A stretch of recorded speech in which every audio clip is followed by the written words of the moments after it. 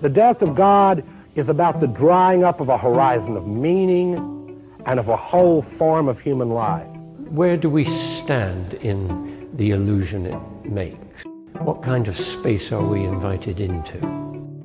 The material relations between people become social relations between things.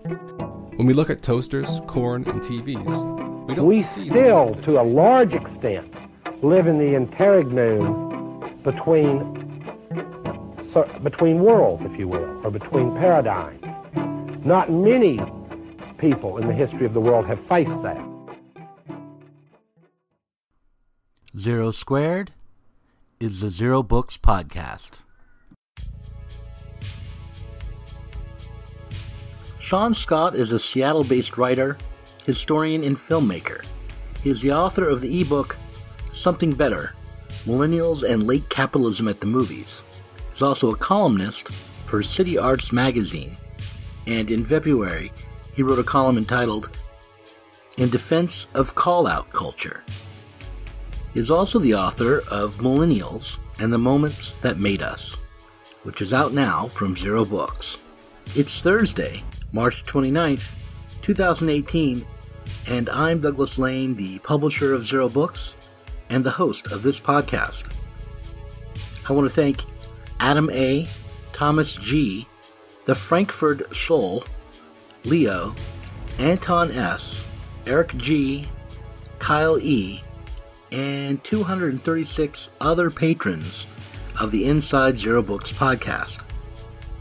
You are making Zero Books digital content production possible. I also want to remind listeners that if you enjoy this podcast, you might want to become patrons as well. Patrons hear the second half of conversations like this one. If you haven't already, you might pick up a copy of Marx Returns by Jason Barker, get a hold of Angela Nagle's Kill All Normies, or check out Mark Fisher's Capitalist Realism. The music you're listening to right now is Inmesh's A Face Without Eyes, Bite by Bite. But in just a moment, you'll be listening to Shaun Scott and I discuss capitalism and call-out culture.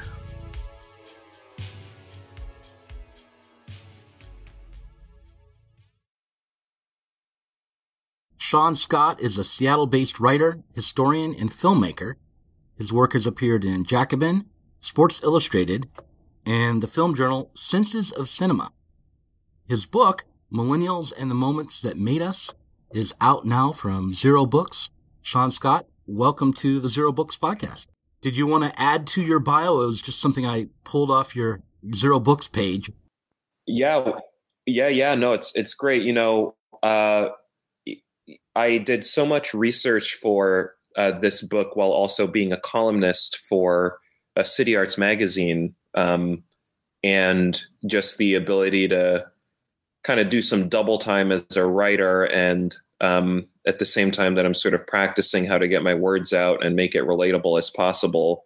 For my column for City Arts, I'm also bringing a lot of that to the book, and I feel like I ought to mention that because I'm not sure that the book would have come together at all or in quite the same way if it weren't for my regular gig as a columnist. But other than that, you nailed it. All right. You know, I wanted to talk to you about something you wrote for City Arts magazine. And since you mentioned it, maybe we could start there. You recently wrote an article for City Arts entitled In Defense of Call-Out Culture. And I thought we might discuss a tweet that Tim Morton put out there yesterday, that it inspired people who are part of what calls itself the materialist left, but is sometimes referred to as the new old left, and I get tagged with that. It inspired these people to engage in call-out tactics. The literature professor and author Timothy Morton tweeted about Mark Fisher, and here's what he wrote. He said, Mark Fisher and I have at least two things in common, verso and severe depression. LOL, no connection. The difference is, I take antidepressants, and I'm still alive to write my next verso book. Capitalist palliative my ass. So I saw people passing copies of this tweet around, and Timothy Morton thought better of it and he deleted it. I didn't participate in passing that around online and social media. Of course, now I'm participating in it, I guess, but I just thought that calling him out on his insensitivity, and getting angry at him for maybe spitting on Fisher's grave, as one person put it, was a way to divert ourselves from the task of engaging seriously with Morton's object-oriented ontology, which is a philosophical position that I reject, actually. And it also was a way to kind of shield Fisher from criticism. Not that Morton had offered any serious criticism, but just that I thought operating on this level of calling out an individual for an individual statement that might have not been well thought out reinforced people's commitments, but it didn't allow them to think. So do you think that the new old left was right to call out Morton about this? And what do you think might have been gained from getting upset at him and kind of calling him an asshole and making a big deal out of this, about this tweet? Right. It's a great question. I mean, I think, first of all, to take the kind of 30,000 foot view, Mark Fisher was a tremendous influence on me as he was on a host of other writers. And when I was sort of putting together a really shaggy outline of Millennials and the Moments That Made Us back in, I think it was 2015, Zero was really the first place that I wanted to publish. And it didn't have anything to do with anything but saying Mark Fisher published his books there, so that's what I want to do.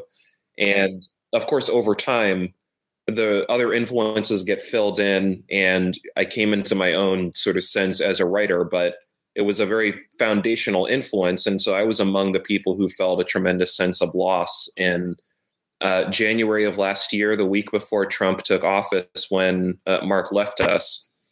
I think the philosophical there's a debate about tactics to be had in here, and there's also a debate about praxis to be had in here.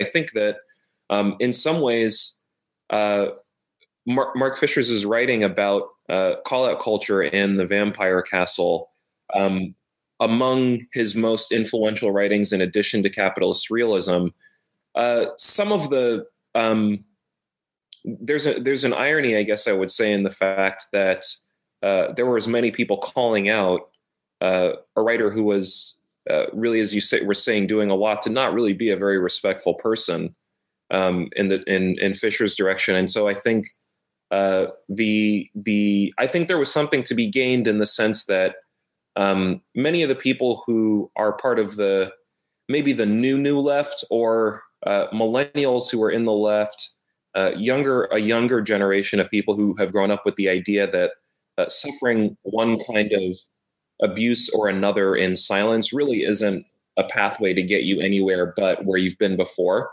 And so having a confrontational stance that says, we're not going to accept people who stigmatize mental health issues, as Mark Fisher quite openly suffered from. We're not going to take the stigmatization of mental health issues of people who are sort of the downcasts of American neoliberalism, be they people of color, women, care workers, survivors of sexual assault. All of us are sort of gradually learning, and have learned, thanks to the internet, in large measure, the vocabulary of standing up for ourselves. And I think one thing that was gained was that the person who wrote that tweet, which I saw allusions to, but had not read in full until, or had not understood in full until you read it just now, all of us really were engaging with that tweet. And it's good for him to have gotten to a point where he decided maybe this isn't something that he needs to have tacked to his reputation anymore. And so in that respect, in the sense that we have one less tweet dancing on somebody who's got, we have one less tweet ridiculing somebody who's got depression out there in the world, I think the call out worked. Okay, well, so it did work to get him to take the tweet down. I admit that. And I do definitely understand that people who are oppressed and who are kind of suffering in silence need to, for their own sake, stand up for themselves, and that when you give people Twitter or Facebook or social media and they can start to engage and express themselves and stand up for themselves, that's empowering. So I don't doubt that, but the problem that I have, I guess, is this that standing up for yourself starts and ends in the same place. Basically, all it amounts to is shoving people in or out of the social media space. And so there's no, I think through dialogue and debate, we get further than through policing boundaries or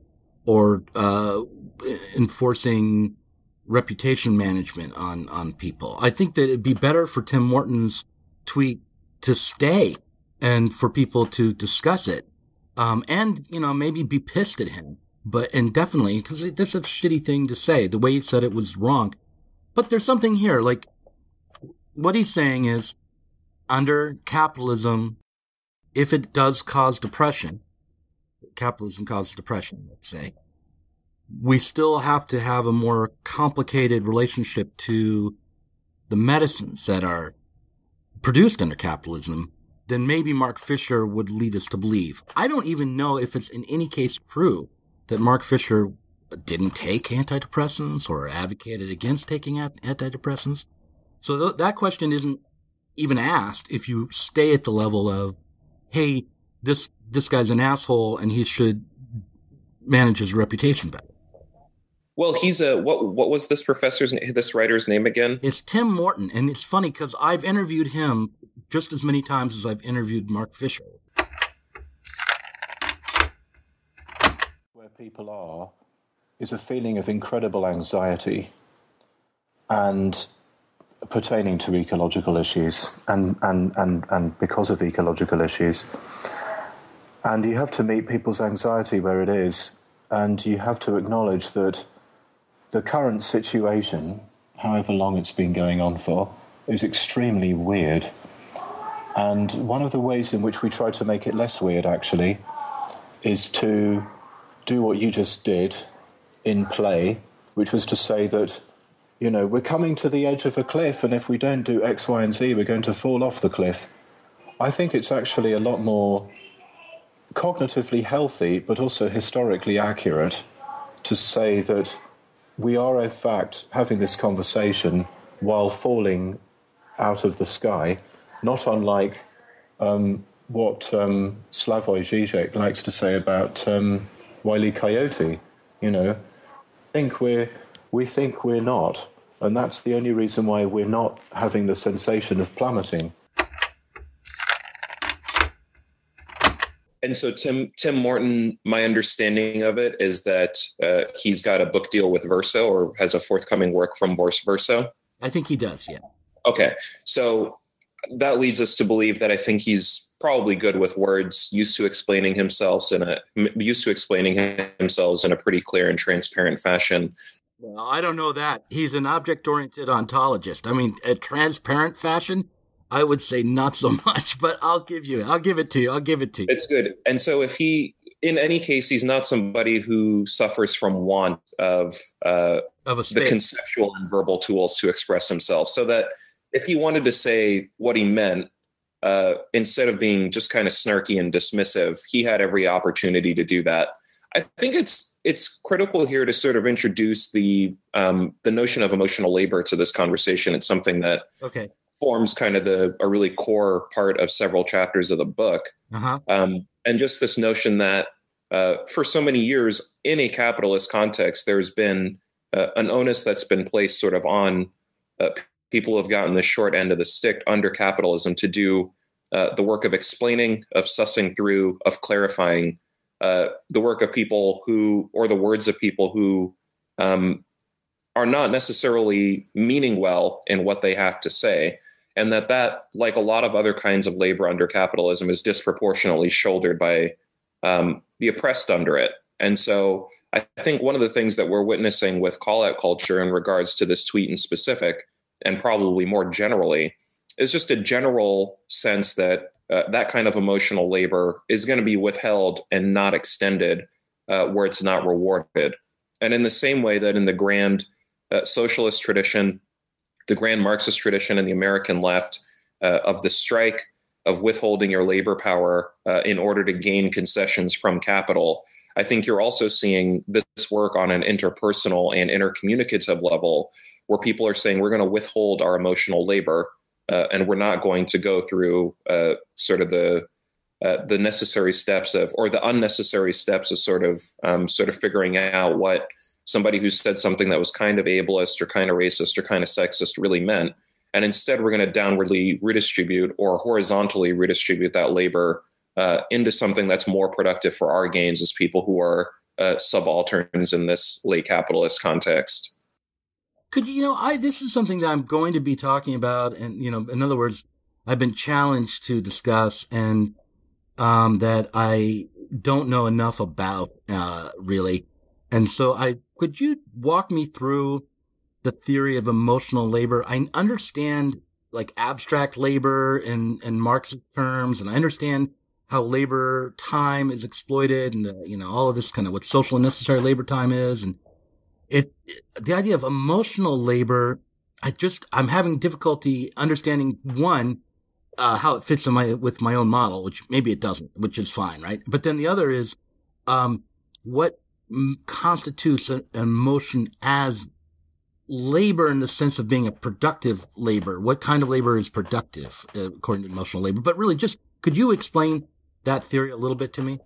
Yeah, so I relay this in the book that the concept of emotional labor comes to us, was coined anyway in the 1983 book, The Managed Heart, written by Arlie Hochschild, a sociologist. And it refers to, so Hochschild, in a study of debt collectors and airline stewardesses and other workers in recently formed American service industries, coined emotional labor to refer to the process of suppressing emotions that can't find, or that one is not rewarded for having meet the surface.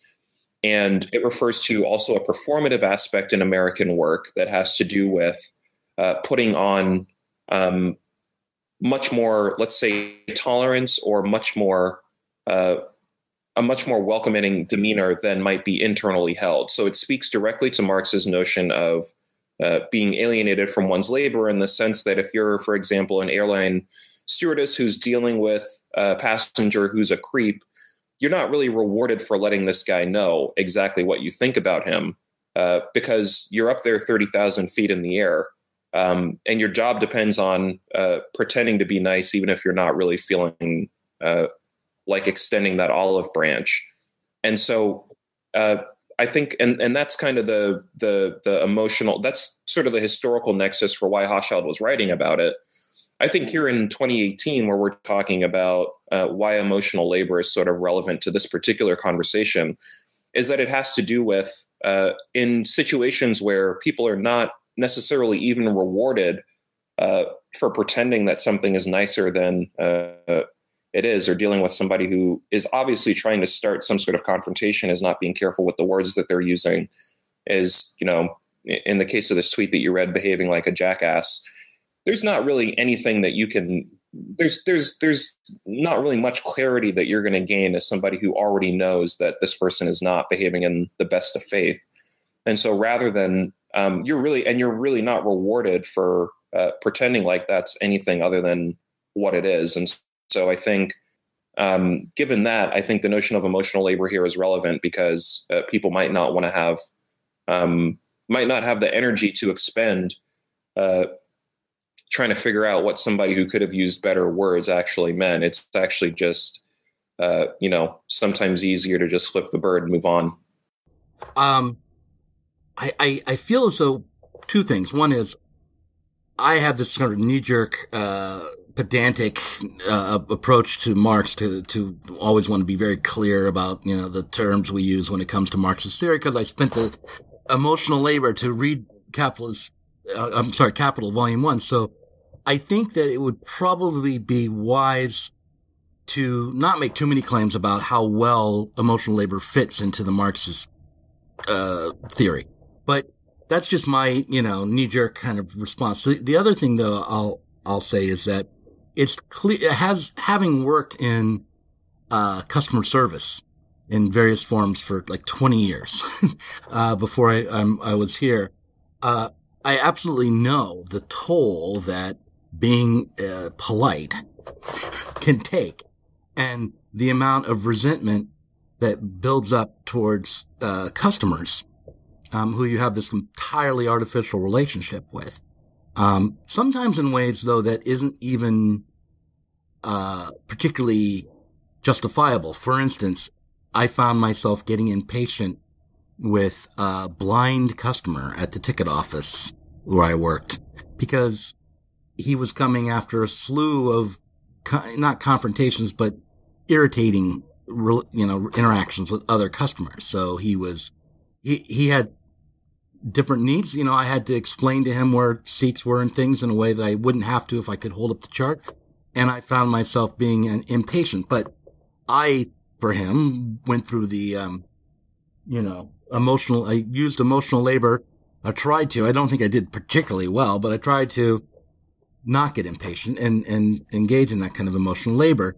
The question, though, about whether or not someone like Tim Morton deserves to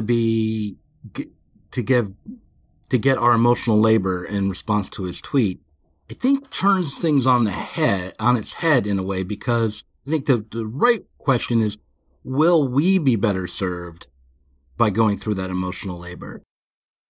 It's clear that for the people who decided to let him know what they thought about his tweet, that we got the answer to that question. I don't know. I mean, I don't think that those people are necessarily always acting in their own best interest. I mean, I know them, right? I mean, I'm talking about guys like Adam Proctor. I mean, I think he's very smart, but sometimes people get emotional and don't act in their own interest. They aren't dispassionate in ways that are disinterested in ways that might help their own side. Like, for instance, with Tim Morton, I think that understanding that this is a snarky comment about Mark Fisher and what motivates it, and going deeper beyond the level of he's an asshole, would actually be much more damaging to the project of object-oriented ontology than getting mad at him over this tweet. Like, because I think snark and a certain kind of rhetorical approach to dialogue is built into object-oriented ontology. I think it actually has justifications from its own, like, presuppositions. And that you have to then see, well, hey, the fact that these guys are engaging in snark and not always, very honest or even thoughtful in their so-called critiques, the fact that they're play so much on Twitter, on a forum where they are limited in what they can say, all of this actually has something to do with the basic assumptions of their philosophy. And that's perfectly fine. I think that means that the philosophy needs to get critiqued, or it might not be perfect. I'm really honestly more interested in talking about how to get people free under neoliberalism than I am sort of sussing through what somebody who was on Twitter and made a bad joke might have to teach us in the process of him reforming himself. I think. Well, see, the thing about him is he's a profoundly anti-Marxist guy. Like Tim Morton and the object-oriented ontology came on the scene as a supposedly radical philosophy that would offer an alternative to our current society in a way, a new way of approaching the world, but which was profoundly anti-Marxist, profoundly, really, I would say just liberal, maybe neoliberal, and ultimately conformist. This is why he wants to take pot shots at people who are critics of capitalism. And that's perfectly great for him. It sounds like, he's got one foot out the door of relevancy anyway, and that the call out pushed him off the deep end. Okay. And that's really the way it goes. I think the link to Marx here is really, really interesting, because I think in the you were mentioning sort of the idea of how well the concept of emotional labor might fit within sort of the general Marxist project. And of course, Marx never had the opportunity to sort of dialogue with Arlie Hochschild, but we do know from The Managed Heart that she does spend a lot of the first few chapters sort of sussing through Marx's ideas of alienation in the workforce, cites Das Kapital pretty promiscuously in the opening chapters of her book, so that for Hochschild anyway, the link back between emotional labor and Marx's theory of alienation is pretty clear. And so I think that that's a pretty a great place to ground a lot of our discussion in talking about what it was that millennials inherited as far as the general a general sort of economy where it's no longer oriented so much around producing widgets and cars and an industrial economy, but that emotions can actually become a form of a commodity to be traded. And so people have to think about how it is that they're going to be using that resource in their private lives or in their personal lives to either reinforce capital or to subvert it. I think that I want to bracket this conversation about Marx at this point. Like in my podcast, it will be like a tape flip and some sort of little soundbite. And then let's move on into the generational politics.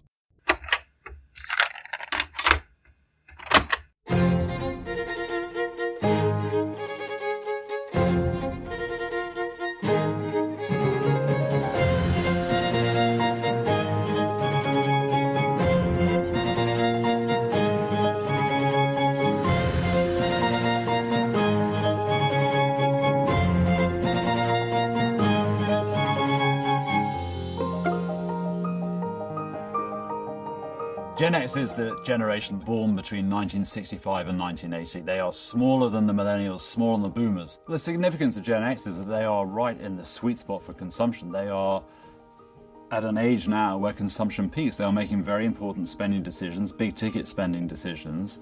And so economically, they're very significant. They are somewhere between 25 and 30% of consumption in the US. And yet they are the least talked about generation. So one of the interesting things about Gen X is how are they spending differently? Where are they spending more and where are they spending less than the boomers who went before them? And so one area they are spending more, which I think is quite fascinating, is they're spending more on their children. Partly that's because education has become more expensive, but they are overweighting that as an important category of expenditure. So broader children-related expenditure is a big area. There's a growth area versus previous generations. So you wrote this book. It's Millennials and the Moments That Made Us. It's already selling well. It's before it even came out, it reached its first benchmark. It's a fun book to read, and it's got it brings complex ideas to people through popular culture, which is something I'm always interested in and enjoy. And right. So I just want to ask you though, how did you come to your definitions of millennial? I'm a Gen Xer, and I've got this terrible resentment towards millennials that's built in because you guys, first of all, Gen Xers, just like baby boomers, never realized that they were going to become middle aged. So it's very hard for me. And secondly, I feel as though many of the things that are said about millennials were said about Gen Xers and were even said about baby boomers. Right. And so how do you come to embrace generational politics? You know, I really use the sort of conversation about generations as really more of a kind of vehicle to talk about sort of changes to capitalism over the last 35, 45, 50 years. And as far as the nitty-gritty definitional, you know, where you get a definition of what a millennial is or is not, you can sort of take your theoretical pick, right? There are the writings of Neil Howe and William Strauss, who said that a millennial is somebody who's born between 1982 and 2004. The Pew Research Center, I think, puts it at 1981 to 1997. Paul Taylor wrote a book that places it at 1980 or so, and other people have sort of gone through. So we're really talking about, in one way or another, the difference of a handful of years. But you have to put something in the subtitle of the book. And, a cultural history of the U.S. from 1982-ish to the present doesn't really work. So you got to pick a year. So I just decided to sort of go with where Neil Howe and William Strauss took it, and sort of try to. I was born in 1984. And so in an original draft of the book, it was actually a cultural history of the United States from 1984 to the present, but I thought that was super narcissistic. So I just, took it outside of myself and put it at 82. But, the broader point, I think, is just to make it clear to the reader that we're talking about very, very general trends that changes to capitalism that you don't have to be a millennial to have felt. I think aging seniors, aging baby boomers, aging Generation Xers who are realizing that there might not be as much Social Security there for them as they thought, if it's going to be there at all, who are feeling a crisis in elderly senior rates that we've never seen, the poverty rates of elderly seniors that we have never seen before in American history.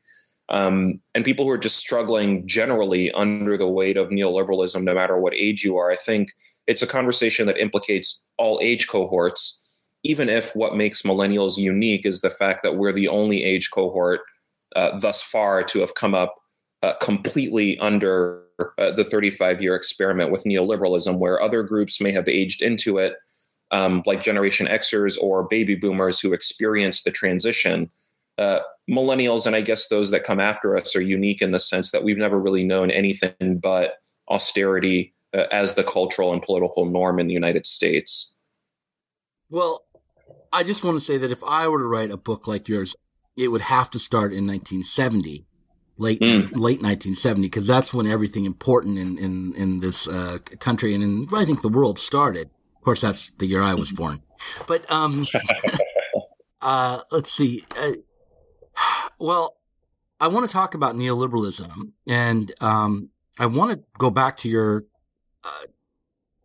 essay for City Arts about call-out culture, because one of the things you said in that piece that I thought was really interesting and kind of controversial and well worth looking at was that the civil rights movement, the way I'm saying this, is the civil rights movement was responsible for the destruction of the New Deal coalition. Now that's maybe not how you would have said it, but to what extent do you think that it's fair to say that that's true? That the civil rights movement broke the New Deal and was maybe part of the reason why neoliberalism came to be? Right. So, and this is, I'm also going to try to put this in conversation with the book as well. And there's some earlier chapters that actually do deal quite a lot with the transition into neoliberalism, and so that 1982 is sort of a soft border that's drawn, but the book really does preoccupy itself with contrasting the Keynesian consensus of 1945 through 1973 with the era of neoliberalism that came about, let's say, with the election of Ronald Reagan in 1980 and him taking office in 81. And so in the essay about call-out culture, I try to make sort of the points that there's such a thing as a durative civil rights civil rights movement that places over time more intense and increasingly intensifying demands on a liberal consensus that was not necessarily ready to meet those. And so that liberal consensus was responsible for the liberal consensus in response to activists on the ground was responsible for the Brown v. Board decision in the 50s. It was responsible for a Fair Housing Act in 1968, the Voting Rights Act of 1965, the Civil Rights Act of 1964, as well as a host of other reforms that we should not want to wind the clock back on. However, it's also the case that I think that liberal consensus, as liberal consensuses are wont to do, fell short of questions that had to do with poverty, that had to do with police violence, that had to do, as it turns out, with providing people health care. And so as those more radical questions started to get asked. And of course, we'd be remiss to not talk about the anti-war movement that starts to develop towards the tail end of the 60s as well. And so as those questions start to get asked by a newer, or let's say a younger generation of activists, you do experience a politics of reaction on the part of many people who had formerly been a part of that New Deal, that consensus of New Deal had been a part formerly of that consensus of New Deal liberalism. And so I talk a little bit about in the essay sort of the politics of the neoconservative movement, which arises explicitly as a reaction to the increased radicalism of new left groups like the Black Panthers, like the Weather Underground, other groups that are asking more fundamental questions than New Deal liberalism was prepared to have to answer.